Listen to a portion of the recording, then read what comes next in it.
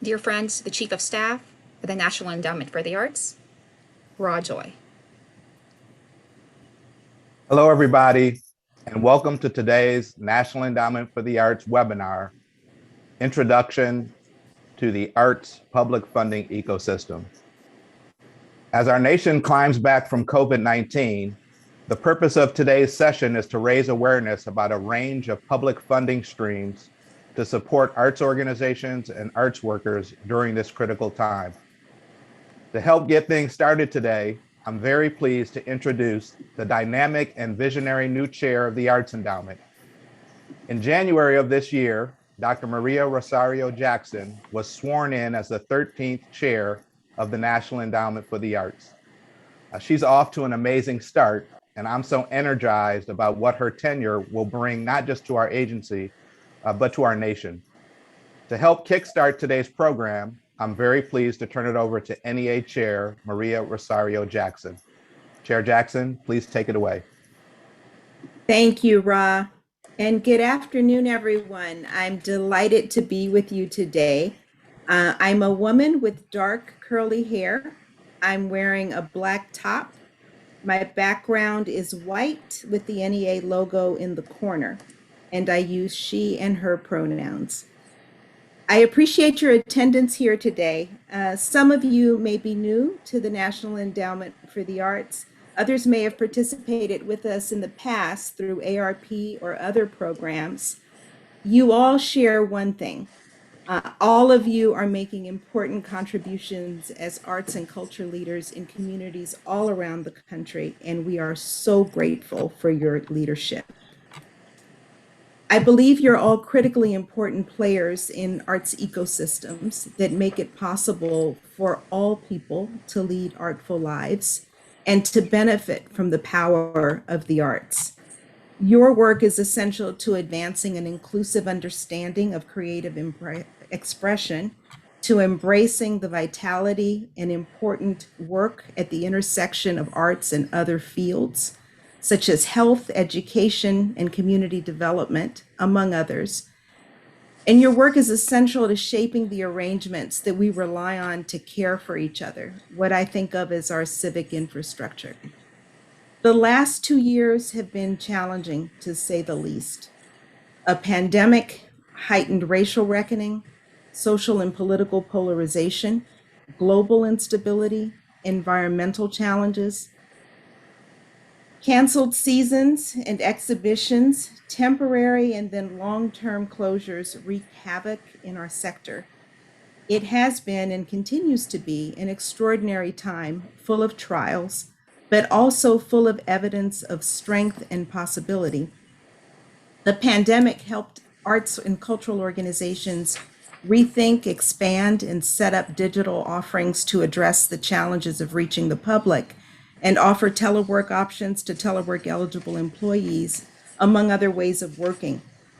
As we've had to adjust lifestyles and reimagine work and reconsider what it means to care for each other as a nation, the last 2 years have taught us that in some ways, we don't have to do what we've always done the way that we've done it. And that the thought of orthodoxy might just be one approach among many. So we can consider things that maybe we haven't imagined before going forward. The last 2 years may have also taught us something about what is essential, what is not negotiable, what is foundational and core to who we are and who we want to be.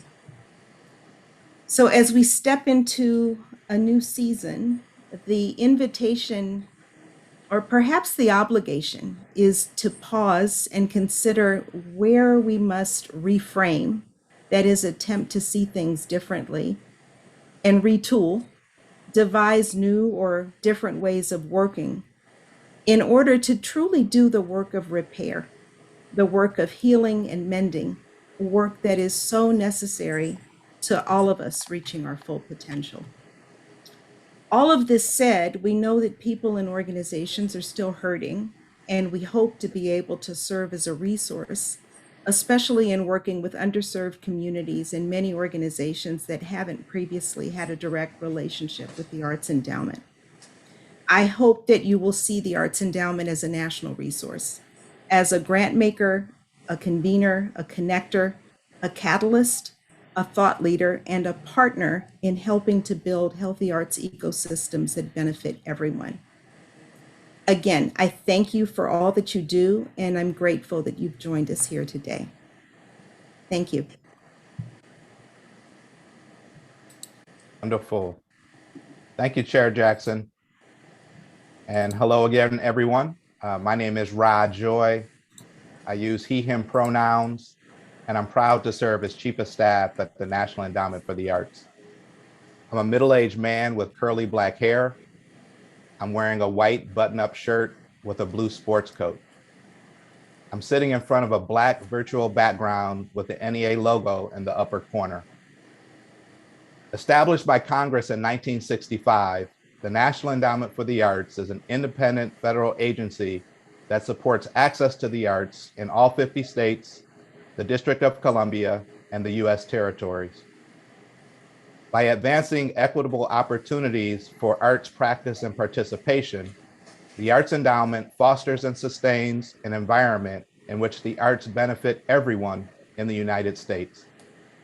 Chair Jackson talked about stepping into a new season, and building upon the NEA's illustrious history, we're energized about the opportunities that lie ahead to enhance and expand the role of the Arts Endowment, not just as a grant maker, but as a national resource, a convener, a connector, and a collaborator at all levels of government. As we focus on recovery and how we contribute to a healthy arts and cultural ecosystem in America, the aim of today's webinar is to provide you with an introduction to a range of public investments in the arts and grant-making opportunities for arts organizations. In just a moment, I'm going to turn this program over to two esteemed NEA colleagues, Ayanna Hudson, Acting Deputy Chair for Programs and Partnerships, and Mike Orlov, Director of State, Regional, and Local Partnerships. Ayanna will provide information and insights into the NEA's grant-making programs and timelines, as well as a few arts-related resources at other federal agencies and departments. Following Ayanna's presentation, Mike Orlov will provide an overview of public partnerships. In fulfilling the mission of the NEA, we know that partnerships are a powerful tool. Mike will also introduce you to a few of the NEA's partners and essential intermediaries at the local, state, and regional level. I think we've also budgeted time in today's program to respond to a few of your questions that were received in the lead up to today's gathering. In closing, I want to extend a very special thanks to my colleague, Hannah Schwartz, and to everyone at the NEA who helped organize today's session. We hope you find it useful.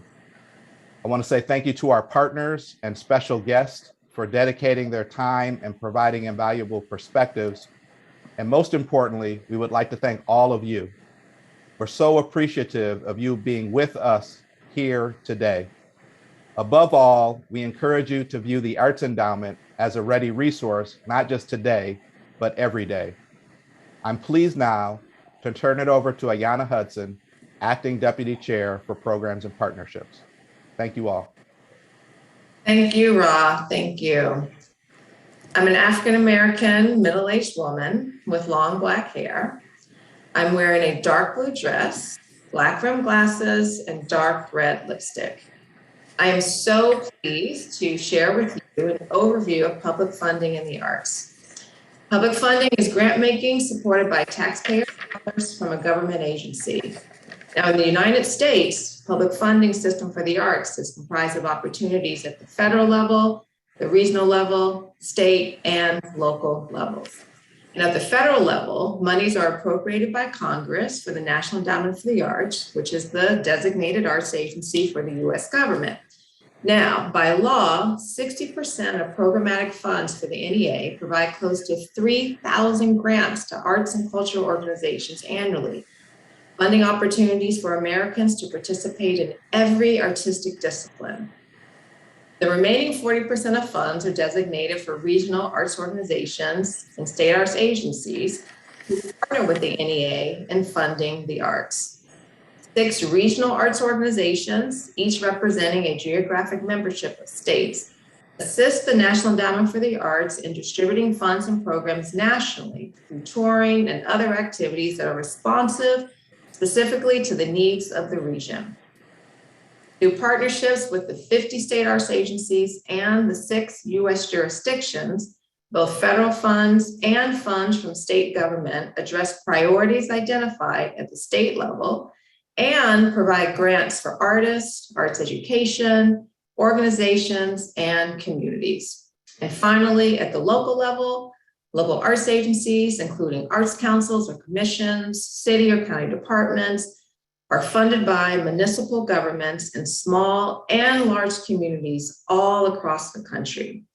In addition to providing grants, many local arts agencies also provide services to artists, arts organizations, and present public programming. Next slide, please. While the NEA is the primary funder of the arts at the federal level, there are other federal agencies or departments that provide grants to specifically support arts and culture. The NEA, the National Endowment for Humanities, and the Institute for Museum and Library Services make up what we call the federal cultural funding landscape. The NEA's sister agency, which is the National Endowment for Humanities, is one of the largest funders of humanity programs in the United States.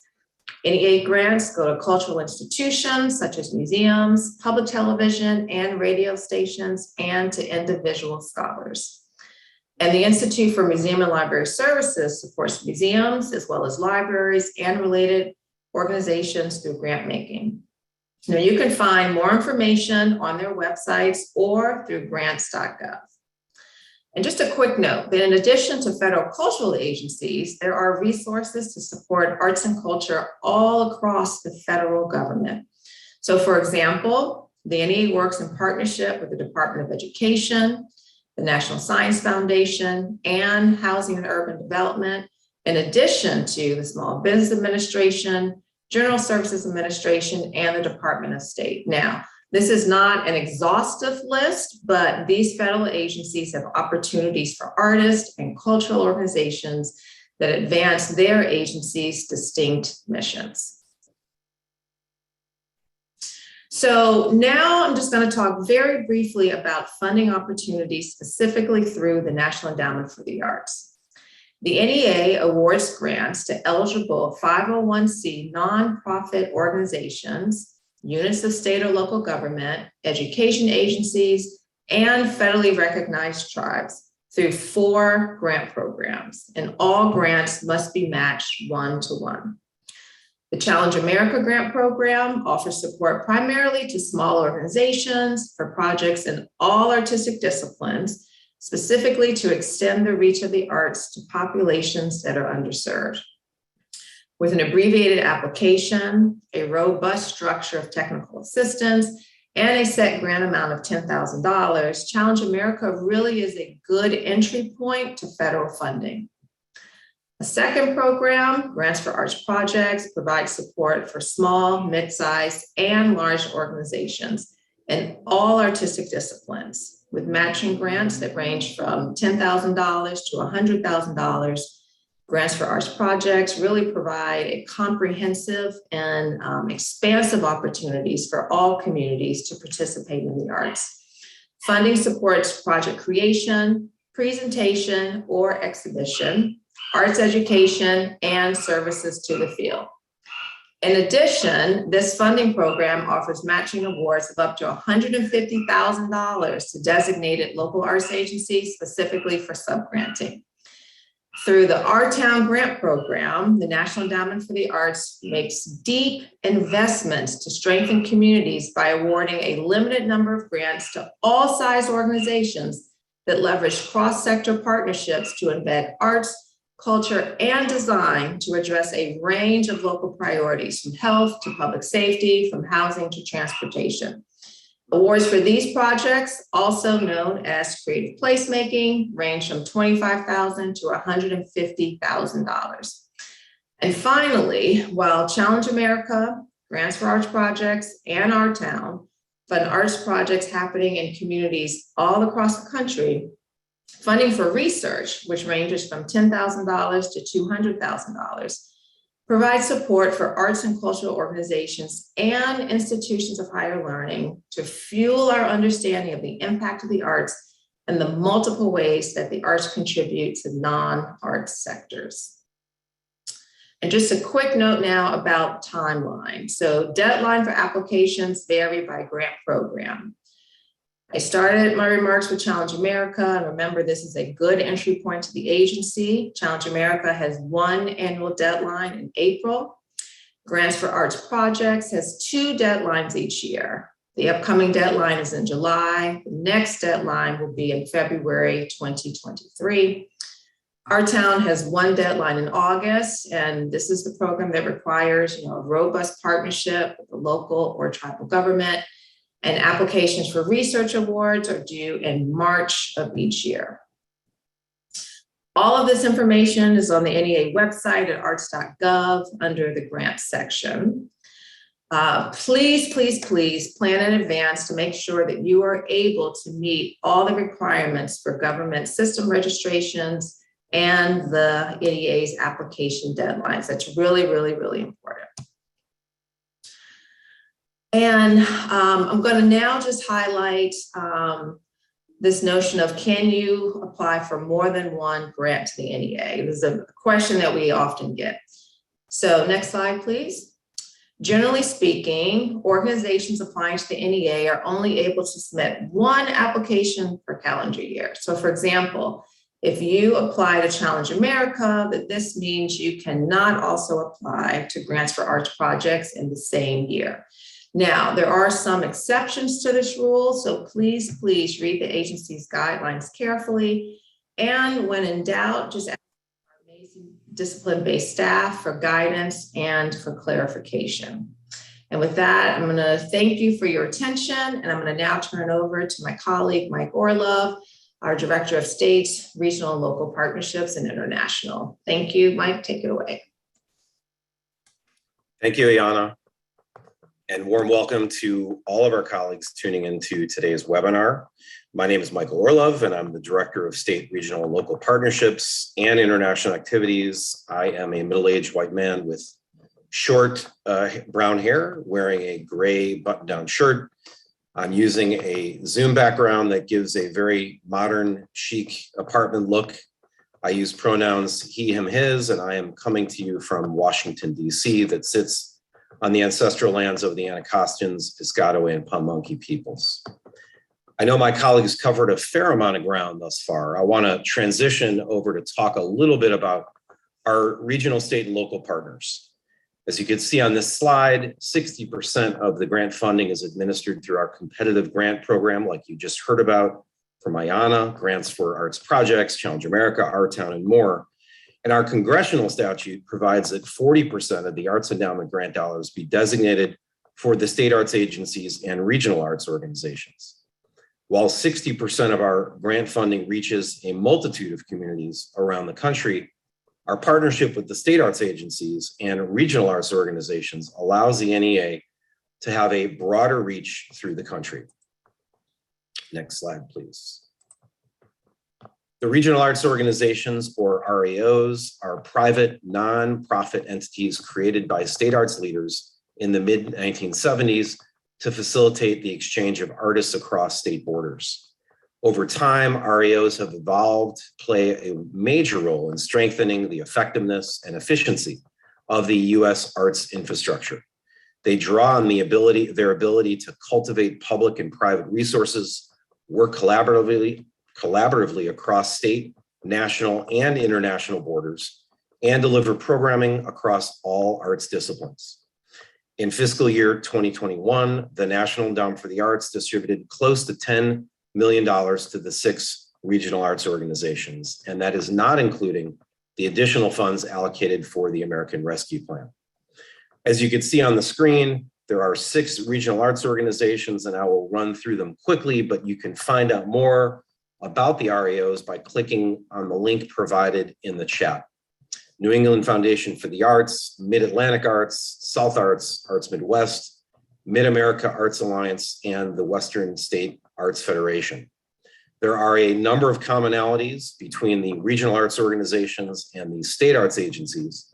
Most importantly is that they both have the legal authority to re-grant federal funds, which allows the National Endowment for the Arts to extend its reach to every community in America.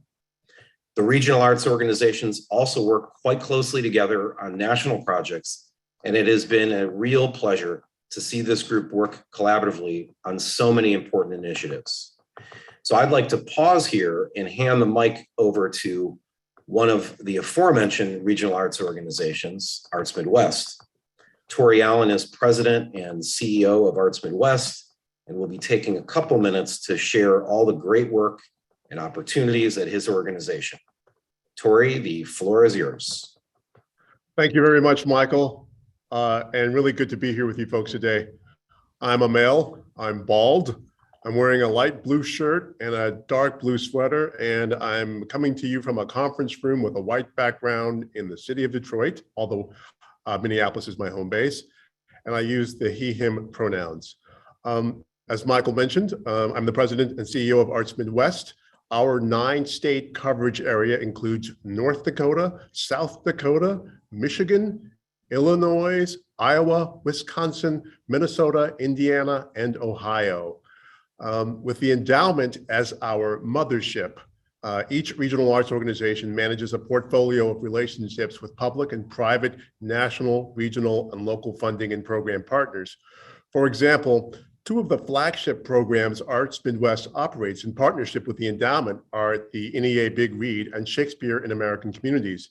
Each of these programs services organizations and communities across our country and the Native nations sharing the same land.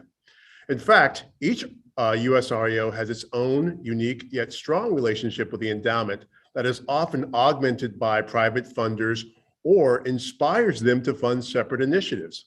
A few of the many examples offering transformative opportunities to artists, arts organizations, and communities include the Creative Forces Community Engagement Grants Program with the Endowment in partnership with Mid-America Arts Alliances, Poetry Out Loud, a national arts education program that encourages the study of great poetry offered through the Mid-Atlantic Arts Foundation in partnership with the Endowment, the National Dance Project and the National Theater Project offered through the New England Foundation for the Arts, inspired by work through the Endowment.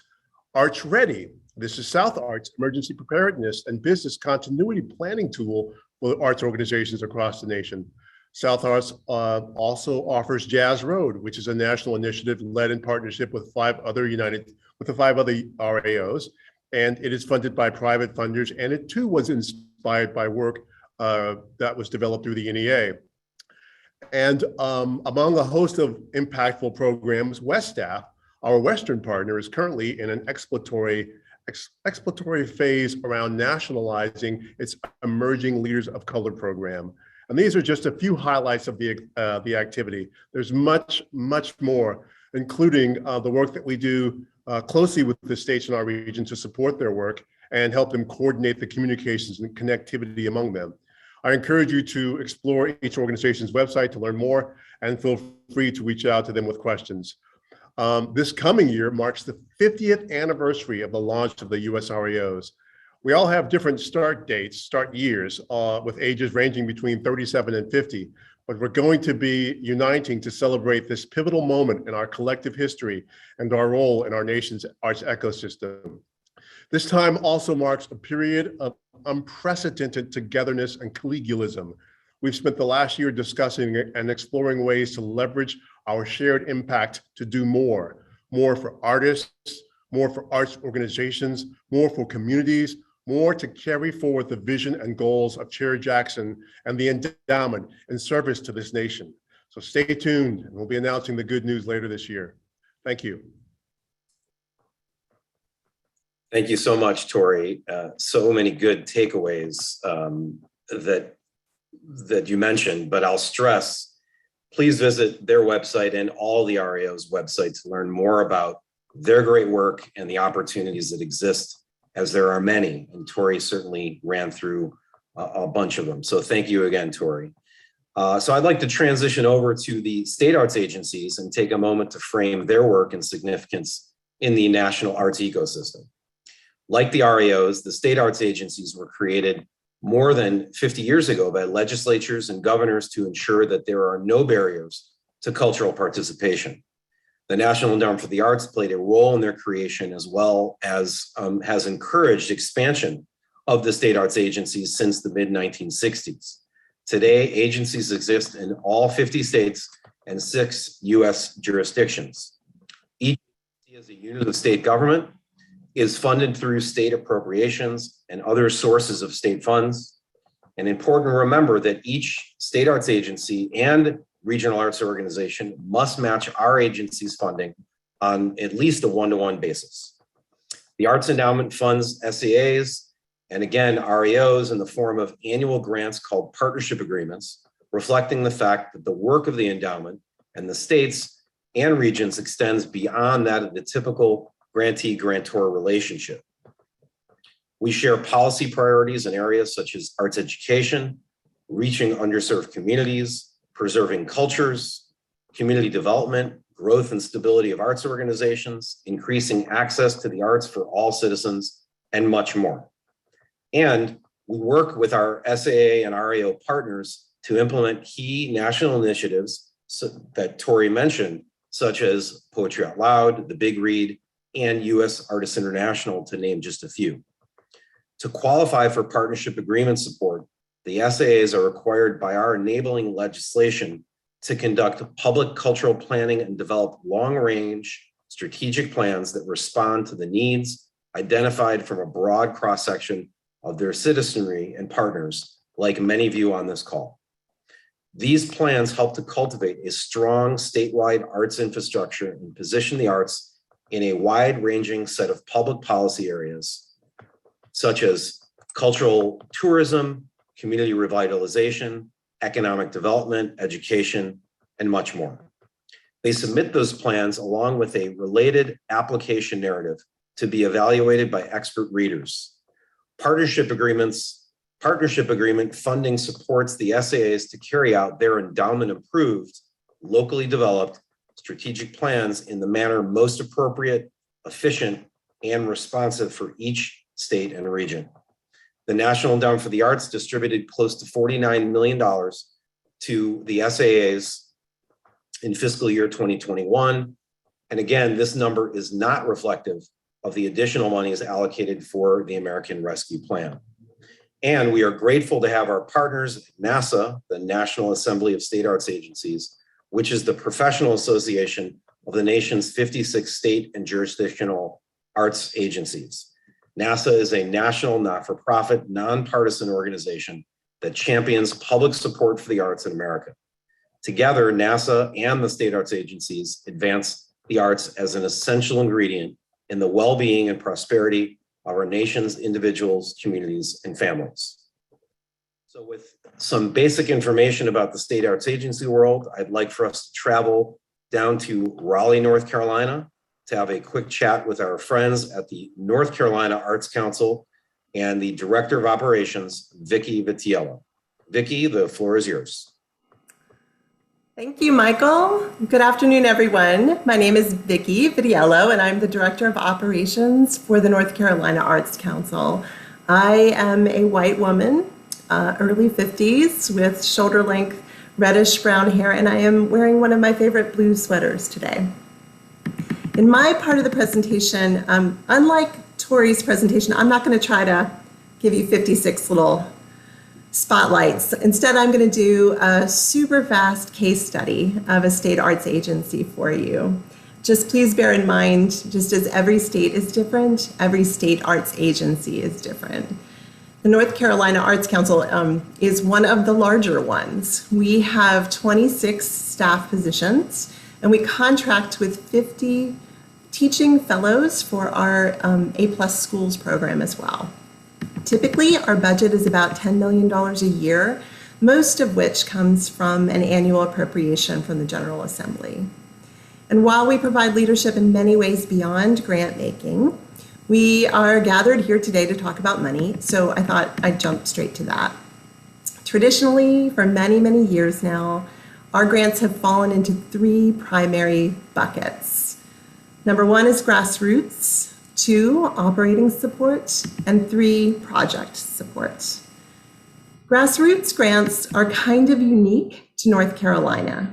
It's a decentralized funding stream where the money comes from the State General Assembly to us, and we distribute it to all 100 counties on a per capita basis. It's about 1/3 or so of our grants budget each year. The grassroots dollars typically go to a local arts council in the county, and then they make the funding decisions about how those monies will be spent. Key takeaway here is that local decision making is really important to grassroots. Bucket number 2, our operating support grants provide ongoing flexible funding to arts organizations. The money can be used for programming costs, but it can also be used for staff salaries and other kinds of overhead, which makes it very desirable money. In the past, we've reserved these types of grants for larger, more established organizations that had a track record of strong programs.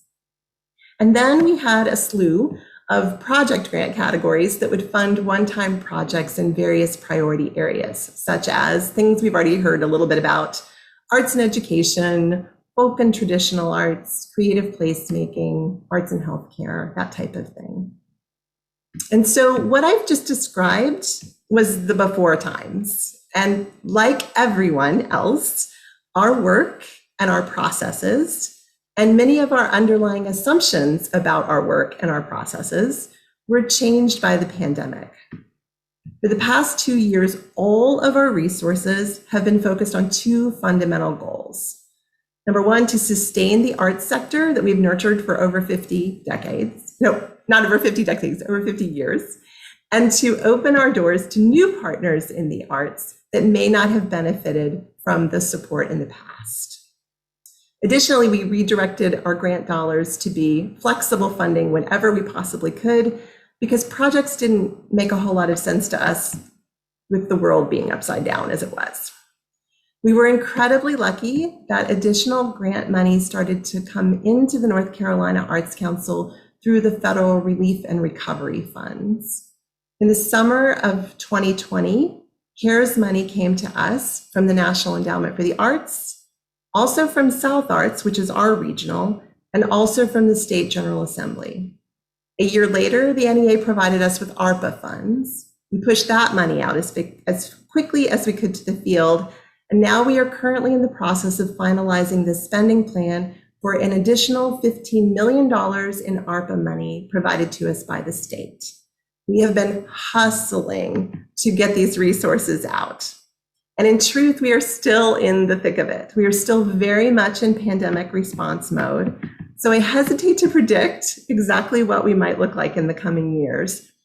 However, there are 2 takeaways that this disruption has left us with that I do want to point out. Number 1, first of all, we do absolutely want to continue to provide more operating support grants. We no longer feel that flexible funding should only be available to the largest organizations. And secondly, we want to continue to remove barriers so that more grantees have access to funds. So we are looking at changes to fiscal agency policy, reducing the matching funds that we require of grantees, and developing a more robust constituent engagement strategy across the board. And based on what I'm seeing with my colleagues around the nation, other state arts agencies are trending this way as well. Okay, so that is my super quick case study of the North Carolina Arts Council. Before I go, I do have one more thing I want to say. I am a state government employee, and I have been one for a very, very long time. And my role as a civil servant means a lot to me. So much public benefit is created when we invest in arts and culture, and I'm honored every day to be part of that. I hope that you will take the time to explore the offerings of your state arts agency and introduce yourself to the staff there if you haven't already met them. They are also civil servants, and they want you to succeed. So I believe that either Hannah or Michael will drop the link into the chat box that will take us to a web page that lists all 56 of us so you know how to find us. Thank you for all the good work you do and for your time today. Thank you so much, Vicky. I wish I could give you a big high five. I couldn't agree more with your last words. I really appreciate that. So helpful. And again, to reinforce what Vicky said, please familiarize yourself with your state arts agency.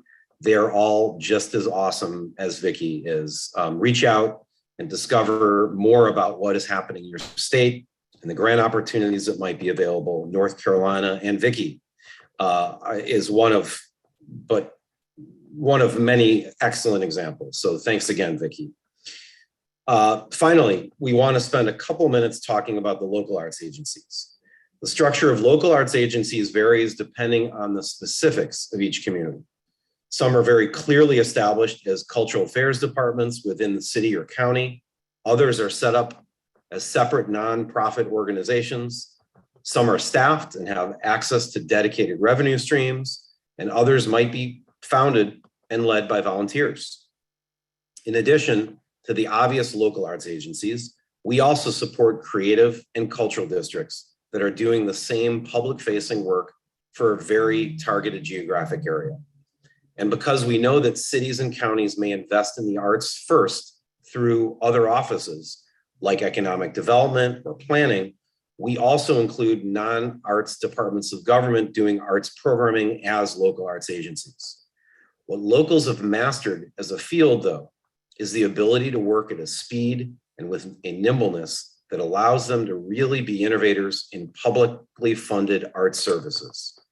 Just like us, they work within the legalities of government and with the responsibility for public dollars. So how do we, the National Endowment for the Arts, support local arts agencies? Locals might apply through any of our annual grant programs for organizations, but our regular support specific to the field is through the Grants for Arts Projects program, which Ayanna talked about earlier. We can support both programming and subgranting.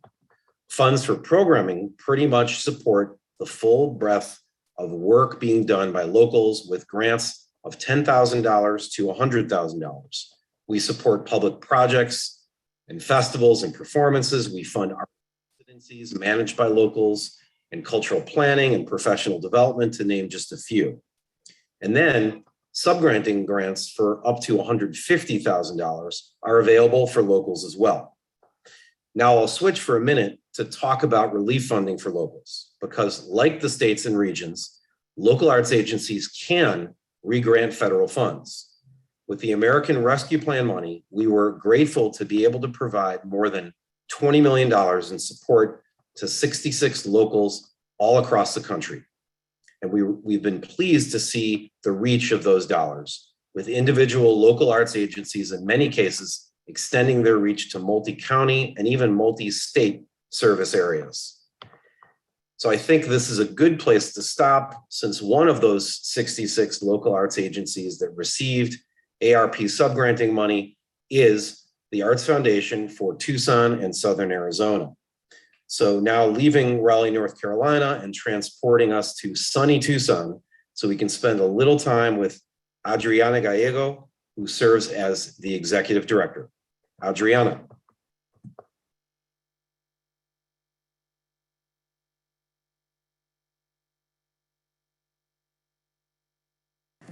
Adriana, could you unmute, please? Thank you. Muchas gracias, Michael. Buenas tardes. I'm Adriana Gallego, Executive Director of the Arts Foundation for Tucson and Southern Arizona. I use she, her, ella pronouns. I am a Gen X fronteriza from the Sonoran Desert. I'm wearing a navy blue dress. I use glasses. My black hair is pulled back and I'm wearing red lipstick. Blue and white curtains with the Arts Foundation logo frame my background, and Lolo, our dog, has also joined the meeting. Thank you, Michael, once more for your kind introduction. The story of the Arts Foundation during the pandemic would not even be possible without the support, leadership, professionalism, and compassion that the team of the National Endowment for the Arts bestowed to our cultural sector nationally, and more specifically here in the bountiful desert borderlands. We thank you, Dr. Jackson, and your team for making it possible to amplify our stewardship in impactful and meaningful ways. The Arts Foundation for Tucson and Southern Arizona is an independent nonprofit organization that functions as a designated local arts agency for the city of Tucson and Pima County. Our mission is to advance artistic expression, civic participation, and equitable economic growth of our diverse communities by supporting, promoting, and advocating for arts and culture in our region. Together with my fierce and talented teammates and board members, we steward a vision to affect systemic change that fosters an accessible, diverse, inclusive, and equitable local arts community through forward-thinking and accountable leadership. As Michael and Ayanna noted, there are thousands of local arts agencies nationally. Each one is as unique as the communities we are beholden to. Variations within local arts agency models and services are distinct and locally grown. The wavelength that we share is that we are invested in arts and culture-based community engagement work. The service area of the Arts Foundation is nestled between sets of historical, political, and geographic boundaries, including 372 miles along the US-Mexico international border in the south, and along the 590-mile stretch of the Gila River, which flows west from the Nuevo Mexico border to Colorado River. We acknowledge the land where we live and work is a traditional land and unceded territory of 7 sovereign nations, including Quechan tribe, Cocopa tribe, Tohono O'odham Nation, Pascuayaqui tribe, Achin India community, Gila River Indian community, San Carlos Apache tribe. We're also beholden to 8 counties south of the Gila River, including Pima County, Yuma, Santa Cruz, Cochise, and parts of Graham, Greenlee, Maricopa, and Pinal. Our community is home to thousands of working artists and sites of cultural protection. The Arts Foundation collaborates closely with the City of Tucson, Pima County, Arizona Commission on the Arts, National Endowment for the Arts, and various public and private stakeholders to provide grants, manage public art, broadcast artist stories, host open studio tours, build economic workforce and career development opportunities for our culture bearers, artists, and arts organizations.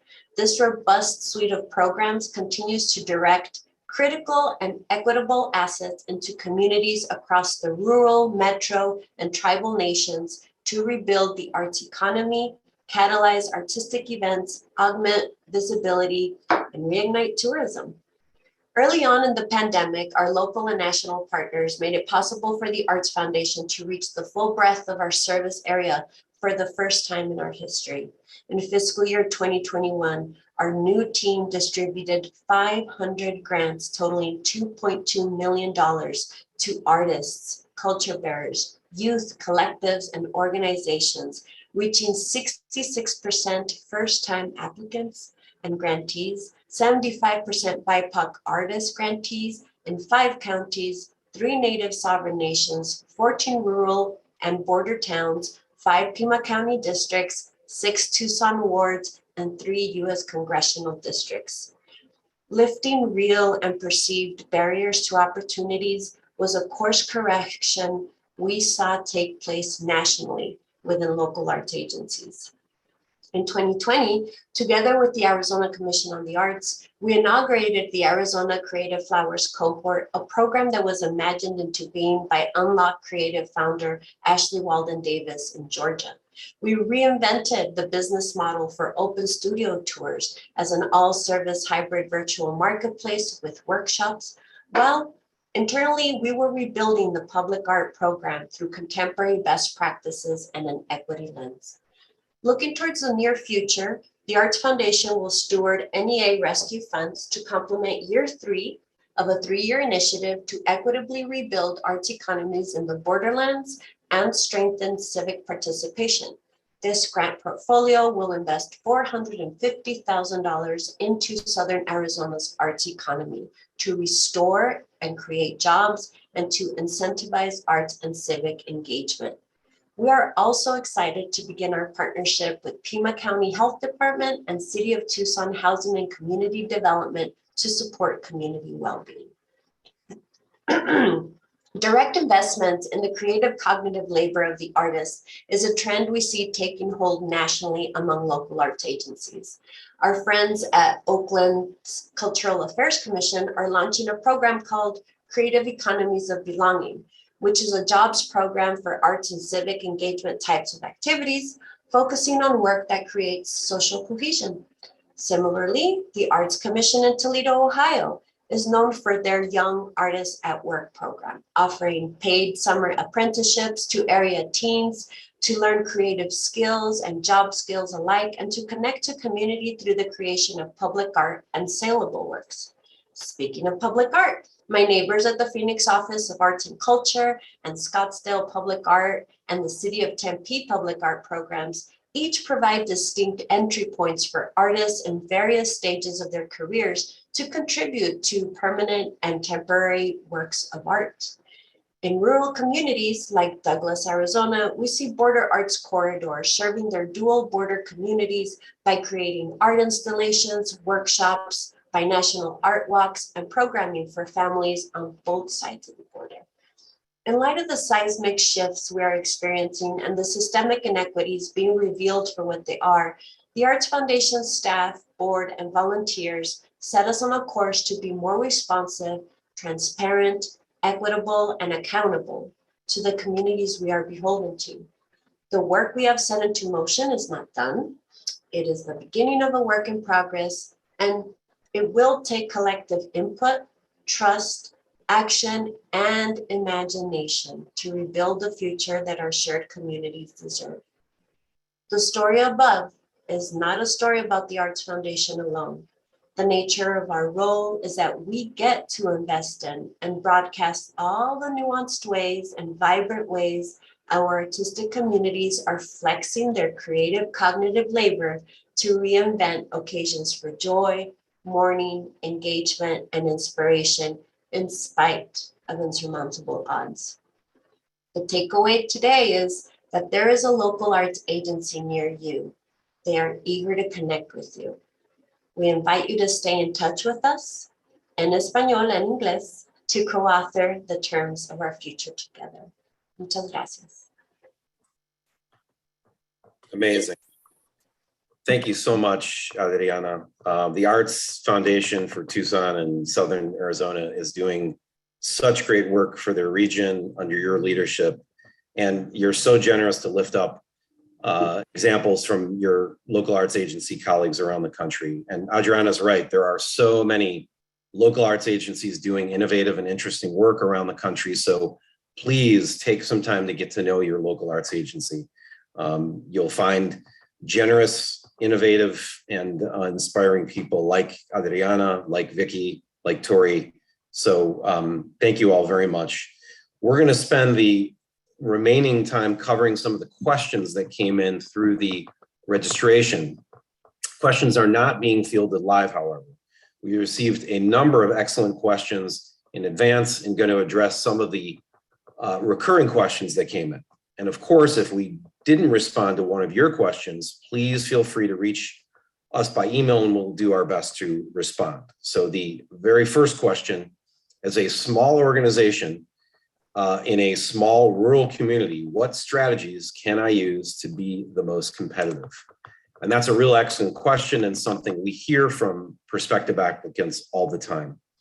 I'd start by saying always submit quality work samples of proposed or confirmed artists. They don't need to be highly produced, but should show the quality of the artistry. If the artist is a performing artist, submit samples with video and sound.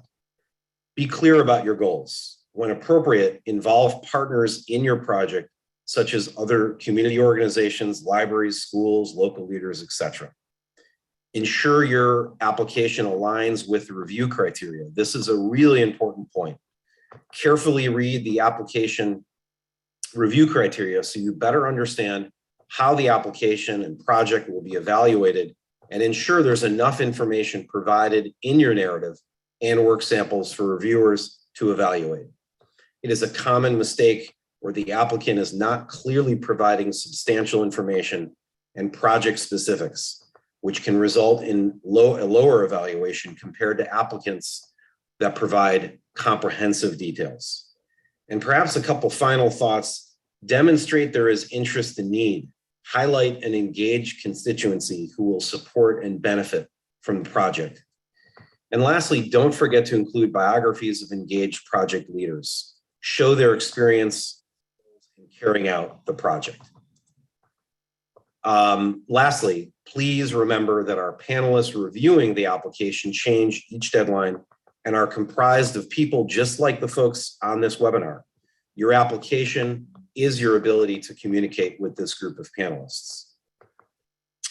Second question: what is the best way to get feedback on previous grant applications so we can improve our efforts moving forward? Great and important question.